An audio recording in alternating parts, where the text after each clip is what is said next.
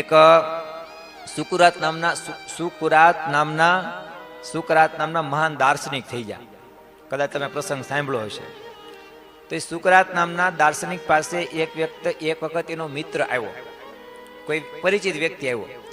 એટલે એણે એવું કીધું कि आपने सुना है? ये कि क्या?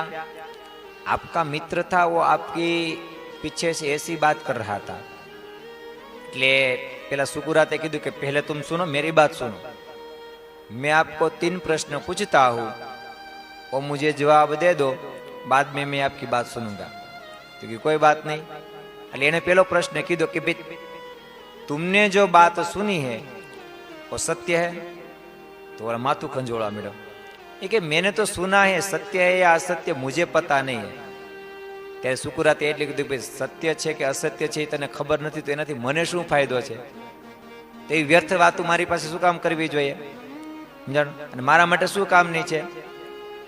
એટલે પછી પાછું કીધું કે आपको सुनकर दुख होगा. इस पर मुस्कुराते कहा कि अब दूसरा प्रश्न है. बीजो प्रश्न एने पूछो कि तुम जो बात बता जा रहे हो मेरे लिए अच्छी है? तो कि तमारा माटे सारी नहीं. तो के नहीं मने फायदो शू?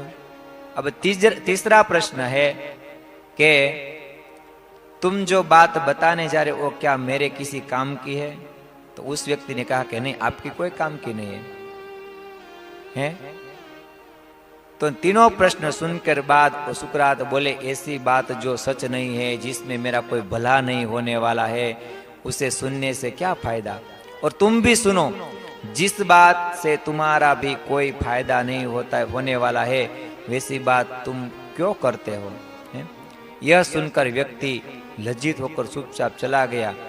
इस चरित्र से ये प्रेरणा मिलती है कि व्यर्थ कार्यों में अपनी ऊर्जा नष्ट मत करो. खोटा समय में खोटा कार्य ની અંદર આપણો સમય બગાડવો જોઈએ નહીં.